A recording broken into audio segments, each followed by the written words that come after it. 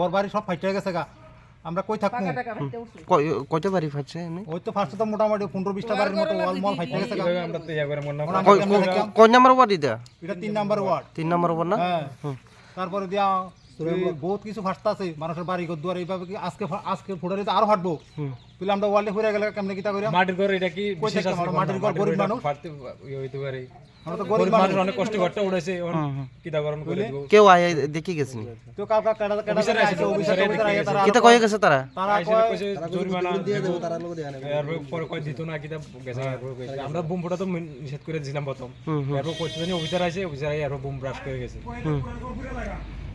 ঠিক মতো একটা ছোটো মোটো ভূমিকম্প হলে আমাদের ওয়ার্ড সব করে যাবো তাহলে আমরা কই থাকতাম গরিব মানুষ এই কথা ওয়ান জিজি তেল পাক মানুষ মরকে উল না কথা কারণ আমরা যেটা বাংছে বা এটা আমরা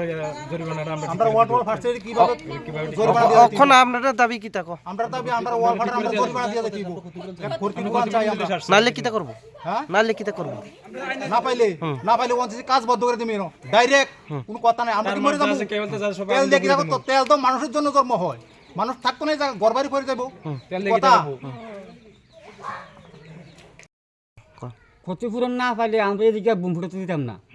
এটা কোন জায়গায় তারা বোম ফুটাচ্ছে এই তো আমরা আপনার পাড়াটা সার কিনে দিয়ে ঘুরে গেলে তারা কয়জন বাড়ি নষ্ট হয়েছে মনে এদিকে মনে হয় 10-12টা বাড়ি নষ্ট হয়েছে আচ্ছা আপনার নামটা কিতা আমার নাম কৃষ্ণচন্দ্র দেবনাথ আচ্ছা আপনি পঞ্চায়েত কোনখানো পঞ্চায়েত হেরমা হেরমা এখন কি চাই আপনি আমি আমার এটা নষ্ট হয়েছে আমি ক্ষতিপূরণ চাই